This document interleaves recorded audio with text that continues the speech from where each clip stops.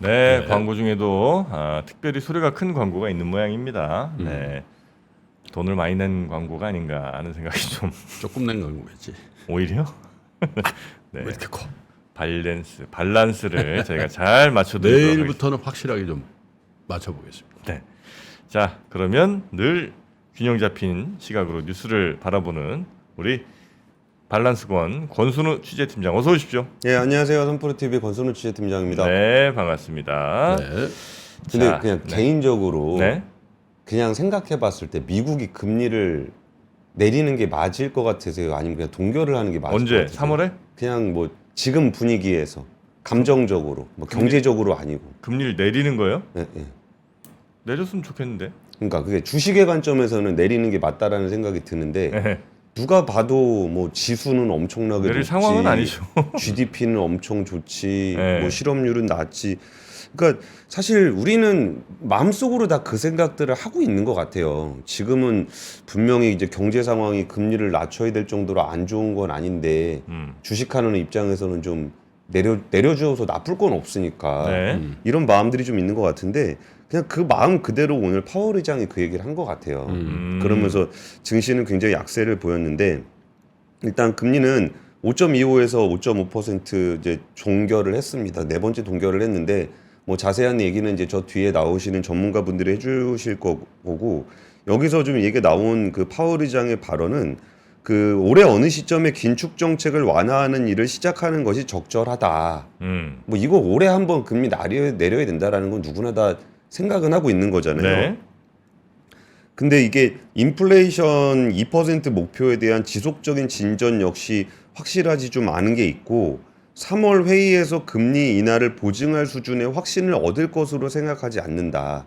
요 발언 때문에 장이 훅 빠졌거든요. 그러니까 지금 분위기를 보더라도 야, 이게 금리를 인하를 해야 되는 상황이 맞을까라는 생각이 드는데 파월 의장 얘기는 한 두 달 있다가 한 달 있다가죠. 그럼 3월이 된다 한들 정말 우리가 이거를 진전된 그런 모습을 볼 수 있을까? 라는 얘기를 하는 거고 그리고서 이제 미국 증시는 뭐 전반적으로 빠졌습니다. 그래서 네. 다우존스가 0.82% 내렸고 S&P가 1.61% 내렸고 나스닥은 2.23% 좀 많이 내렸죠. 나스닥은 상대적으로. 근데 여기서 조금 그 답답한 부분은 이게 그 미국은 신나게 오르다가 이제 금리 안 해준다 그러니까 내린 거잖아요. 네. 근데 이게 만약에 우리가 지금 같이 따라가고 있었다면은 미국장 빠질 때 그냥 같이 빠질 수도 있겠구나 그 생각이 드는데 우리는 잘 못 따라갔단 말이에요. 근데 또 이런 얘기도 나오게 되면 우리는 사실 그럴 이유도 없는 건데, 그러니까 미국은 미국 입장에서 금리와 시장이 같이 움직여요.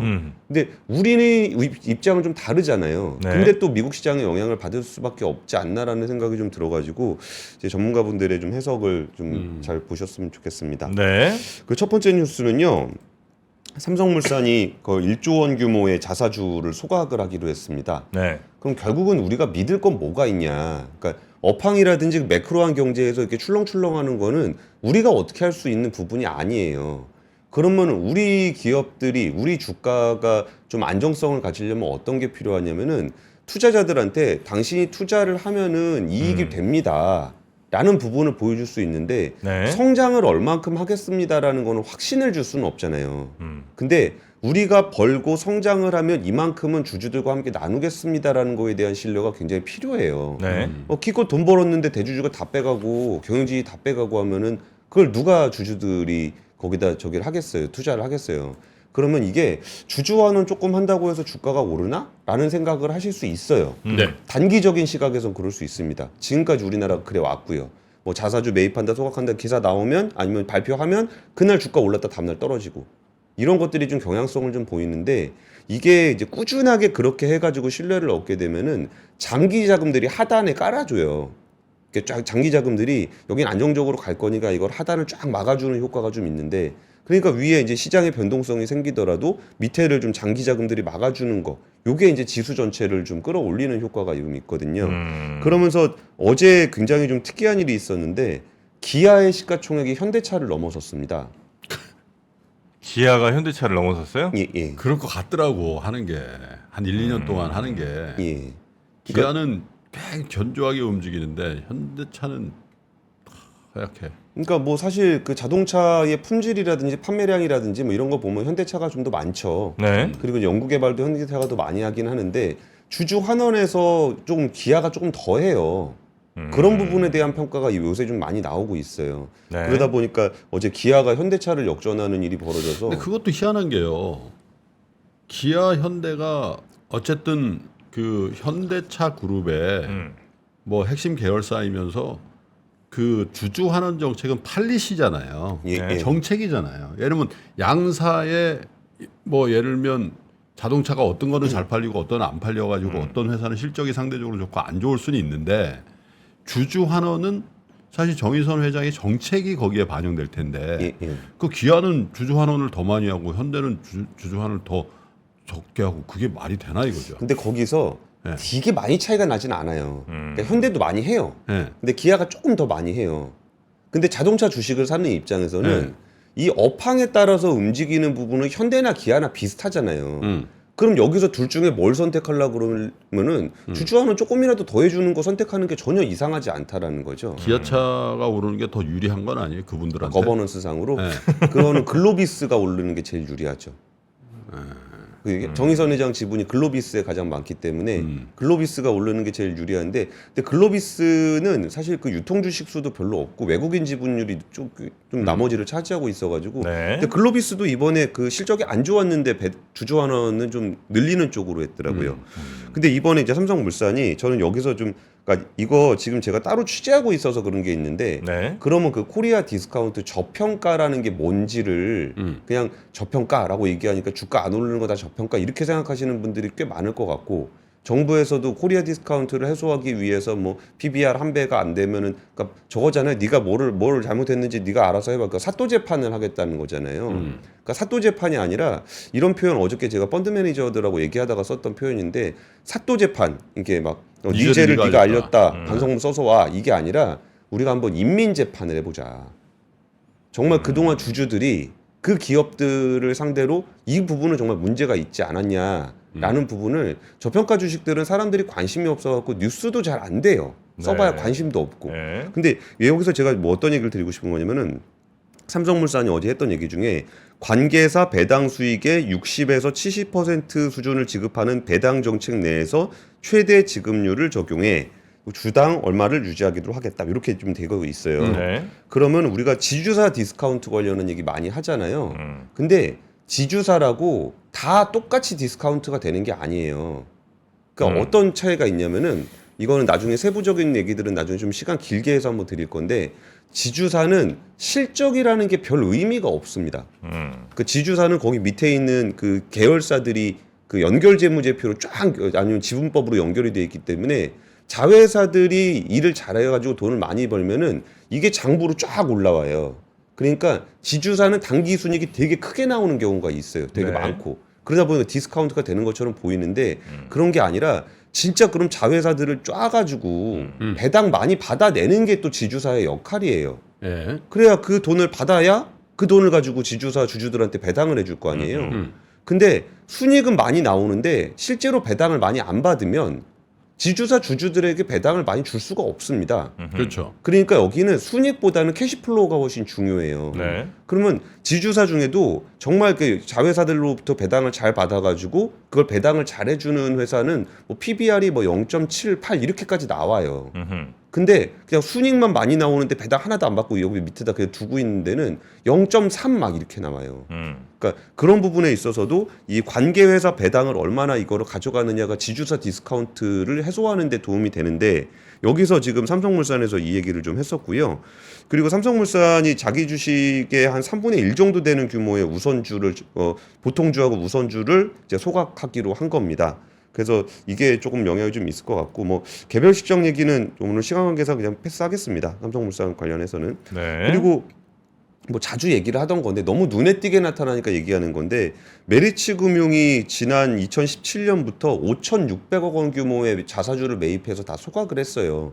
이게 2022년에 주주환원 정책의 얘기가 나왔었거든요. 그러면서 주주 여러분, 저희 그동안 배당 드리기로 했던 거 반으로 줄이고요. 자사주 매입해서 소각할게요. 라고 얘기했을 때 메리츠 주가가 폭락을 했습니다. 그 왜 그랬었냐면은, 한국거래소에 따르면 지난 한 해 동안 주식시장에서 자사주를 취득하겠다고 공시한 내역이 392건이었는데 네. 이거를 처분하겠다고 공시한 내역은 36건밖에 안 됐어요. 그러니까 메리츠가 당장 주는 배당은 줄이고 그 돈을 가지고 자사주를 매입하겠다고? 소각은 언제 할지 모르겠다고? 야 자사주 이거 싹 매입해가지고 승계하는 데 쓰려고 그러나 보다. 네. 그래가지고 주가가 폭락을 했는데 그 이후에 진짜로 자사주를 막 사더니 자사주를 막 소각을 하는 거예요. 진짜로. 네. 진짜 저렇게 하네 하다가 야 이거 진짜 할라나 보다. 그러면서 금융회사 중에 유일하게 PBR 한 배가 가 있어요. 그러니까 이런 것들이 처음에는 그러니까 한두 번 하는 걸로 안 믿는다니까요. 그러니까 일시적으로 자사주 한번 소각하고 자사주 한번 매입하고 이러면 안 믿다가 이거를 몇 년 동안 누적되면서 왜 그 기업이 그렇게 하는가를 좀 투자자들한테 신뢰를 주게 되면은 디스카운트가 실제로 이제 사라지는 그런 사례들을 좀 눈으로 좀 보여줄 필요가 있고 여기에다가 연결해서 하나 설명드리면 이거는 뭐 별로 상관없어 보이는 뉴스기도 한데 테슬라의 주식을 9주를 가진 주주가 일론 머스크가 74조 원 규모의 보상 패키지를 받은 거에 대해서 스톡옵션 지급 과정에 결함이 있다고 소송을 제기를 했어요. 네. 그랬더니 그 델러웨어 법원에서 그 판사가 머스크 CEO가 테슬라를 지배하고 있고 그 이사회가 보상을 승인하는 과정에서 큰 결함이 있었다. 그래서 원고가 이사회 승인을 취소해달라고 요구할 권리가 있다. 그래가지고 취소를 시켰습니다. 1심에서. 네. 9주 주식을 가진 주주가. 네. 그러면 머스크는 그거 토해내야 돼요? 그렇죠. 그 뭔 돈이 있어 토해내지? 그러니까 주식을 이제 토해내나? 근데 뭐 물론 이제 2심도 가야 되고 이제 다음 송을 가야 되는데 그러니까 뭐 기존에 가진 주식을 가지고 할 수도 있고 뭐 그거는 일론 머스크의 고민일 건데 이게 주주들이 이사회 결정에 대해서 결함을 제기했을 때 야 9주 가진 게 무슨 이사회에다가 뭘 해? 근데 뭐 9주면은 안 되고 뭐 100주면 안 되고 뭐 이런 문제가 아니잖아요. 네. 그리고서 이제 일론 머스크는 1심 판결 후에 절대 델러웨어에다가는 투자를 하지 않겠다. 이제. 그런 델러웨어에다가 하는 이유가 있을 텐데 거기가 그 미국의 텍스 헤이븐 역할을 하는 델러웨어가? 주거든요. 네, 그렇죠. 그래서 기업들 기업 등록을 델러웨어에 많이 해요. 그 델러웨어는 그걸로 먹고 사는데요. 또. 그렇죠. 인세로 먹고 사는. 네. 네네네네. 그리고 이거 디스카운트 관련해서는 그러니까 유형별로, 업종별로, 산업별로 이렇게 막 돈을 되게 못 벌어가지고 이게 잘 안 되는 그런 저평가된 기업들은 사실 우리가 그런 거 얘기하는 건 아니잖아요. 그래서 그런 거는 좀 유형별로 좀 분류해가지고 좀. 근데 그 판사님 참 누군지 한번 대단하시네. 캐서린 맥코믹 판사님이랑. 아 여성분이구나. 그런 판사들이 있으니까 네. 우리만이 그런 소송하면 뭐 그 공부한다고 뭐 한 2, 3년 걸리고 또 지쳐가지고. 네. 자, 네, 두 번째 뉴스는요. 네. 요새 그 코엑스에서 세미콘 코리아라고 네. 반도체 박람회 열리고 있거든요. 그 예전에 그 배터리 엄청 뜨거울 때 인터 배터리에 사람 진짜 많이 왔었잖아요. 그것처럼 요새 그 반도체 세미콘 코리아에 사람 진짜 많다 그러더라고요. 네. 근데 거기서 그 SK 하이닉스의 김춘환 부사장이 이제 메모리 반도체 로드맵하고 이제 기술 관련한 이야기를 좀 했는데 그러다 보니까 이제 워낙 제일 뜨거운 산업이고 관심을 많이 받다 보니까 이 로드맵에 대한 관심들도 좀 많았습니다. 그 김춘환 부사장은 AI 시대로 진입하면서 고성능 반도체의 메모리 반도체의 중요성이 굉장히 커졌고 연평균 AI 생성 시장은 35% 정도 성장률을 보일 것이다. 그러면은 이거 시장 성장하는 것만큼 현재는 하이닉스는 거의 그대로 시장 성장률 따라가거든요. 네. 그래가지고 좀 관심을 많이 받았고 여기서 올해 반도체 수요가 증가하면서 고객 요구에 맞는 메모리를 제공하기 위해 치열한 생존 경쟁에 나설 것이다라고 얘기했는데 요 부분에 대한 그 약간의 좀 해설이 좀 필요해요. 고객 요구에 맞는다라는 얘기 되게 상투적인 얘기로 들리시잖아요. 네. 근데 지금 AI 반도체에서 메모리 반도체의 역할은 고객 요구에 맞는 그런 상투적인 의미가 아니에요. 그러니까 메모리 반도체는 예전에 CPU가 있으면은 마더보드가 있을 때 메모리 반도체 이렇게 끼워서 만들었거든요. 근데 여기 AI 반도체는 그 연산기 GPU 연산기 바로 옆에다가 메모리 반도체 HBM을 붙여가지고 이걸 하나로 묶어가지고 네네네. 패키징을 해요. 그럼 고객 수요에 맞는 게 예전에는 이렇게 여러 개를 뭐 잘 만드는 그런 개념이 아니라 이 고객하고 딱 붙어서 만들지 않으면 아예 못 만들어요. 그리고 이 고객하고 개발했던 거를 딴 데다가 팔지도 못해요. 그러네요. 그러니까 이제 메모리 반도체 있을 때는 이게 여러 개 개발해서 얘한테도 팔고 쟤한테도 팔고 뭐 이게 됐었잖아요. 맞춤형으로 간다 이거죠? 완전히 맞춤형으로 네. 가는 거죠. 그리고 시키는 대로 다 해야 돼요.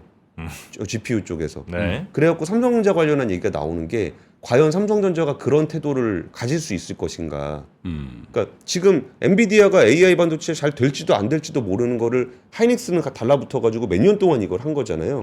근데 메모리 산업 1위인 삼성전자가 GPU 업체가 시키는 대로 다 해가면서 그거 언제 될지도 모르는데 그거 만들 수 있냐.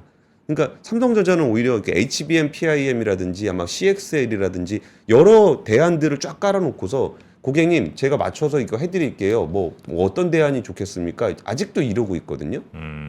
근데 그 태도의 변화, 이 고객 수요에 맞는 메모리를 제공하기 위해 치열한 생존 경쟁에 나설 것이다라는 의미가 이런 분야에서 좀 되게 좀 어제 그 전문가들 사이에서 좀 회자가 좀 됐었어요. 네. 그래서 이게 삼성전자가 그 메모리 반도체 1위 업체로서의 그 뭐 정식 용어는 아니지만 가오 좀 버리면서 뭐 오픈 AI가 됐든 AMD가 됐든 납작 엎드려가지고 시키는 대로 할 수 있을 것이냐라는 얘기가 좀 나왔었고. 네. 그럼 그 다음 메모리 기술은 뭐냐 그랬더니 그 1B급 제품 그리고 1C급 연구 개발 중 정도 얘기를 하면서 10나노 이하급에서는 극심한 기술 한계에 직면할 것으로 예상한다. 요게 또 메모리 반도체 쪽에서는 좀 화두가 좀 되는데 뭐 1B급, 1C급 이런 게 뭐 별 숫자가 큰 의미는 없고 1B급이 한 12나노 정도 되고 1C급이 그 다음 세대거든요. 네. 근데 지금 12나노, 10나노 얘기하는데 극심한 기술 한계 얘기를 하잖아요. 그러니까 지금 그 비메모리 반도체 쪽에서는 뭐 3나노, 네네. 뭐 2나노,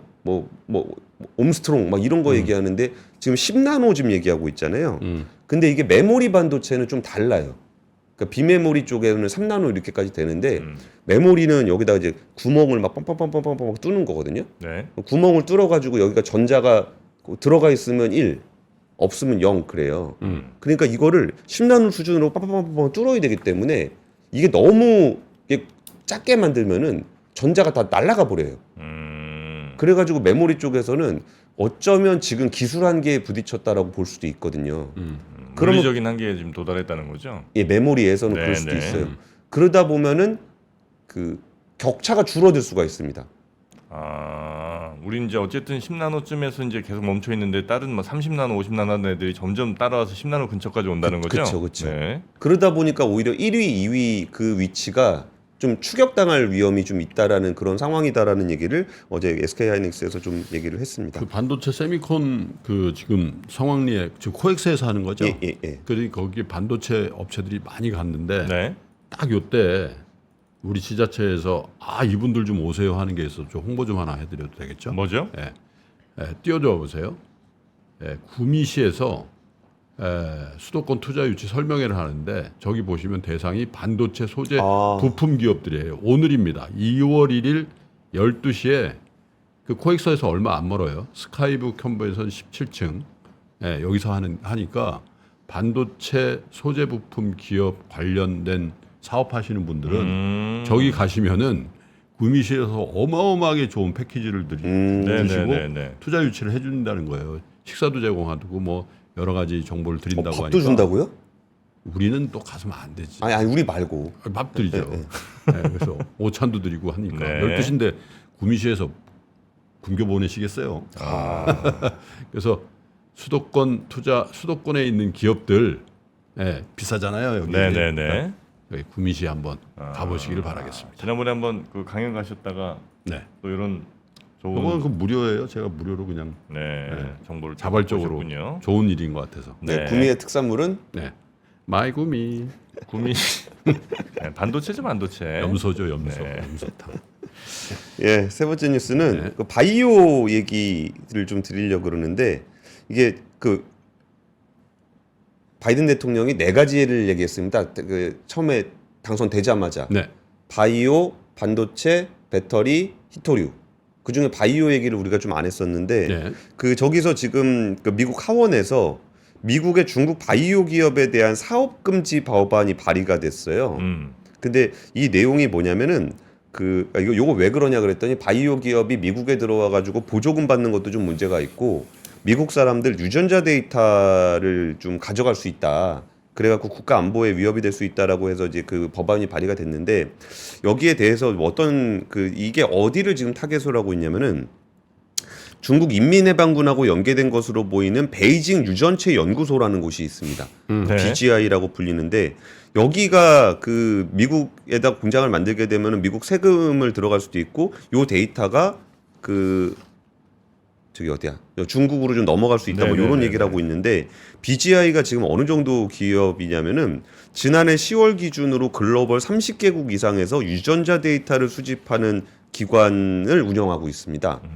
그리고 2021년 7월 유나이티드 스테이트 프레스 보고서에 따르면은 BGI가 수백만 명의 임산부를 대상으로 산정 검사를 통해서 유전자 데이터를 수집을 했고 전 세계에서 가장 많은 유전자 데이터를 가진 한 중국 국립 유전자 뱅크를 운영하고 있다는 거예요.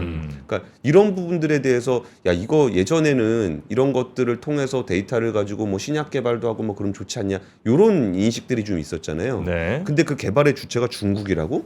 그러면 미국에서 못하게 해야 되겠다. 이게 지금 미국 하원에서 발의가 돼 있는 거예요. 그럼 여기서 칩스법이라든지 배터리 관련한 얘기들을 이렇게 보게 되면은 이러면은 뭔가 좀 중국 쪽에 대한 규제가 좀 강해질 것 같은데? 라는 생각들이 좀 들잖아요. 그래서 이게 또 꼭 지금 얘기했던 유전자 데이터 수집과 관련된 건 아니지만 네. 그 지금 글로벌 바이오 생산에 있어서는 1위가 삼성바이오로직스, 그러니까 생산량 기준으로. 그리고 이제 로슈하고 우시바이오 이런 데인데 중국의 우시바이오 주가가 되게 엄청나게 떨어지고 삼성바이오로직스 주가가 계속 올라가는 모습을 좀 보이고 있어요.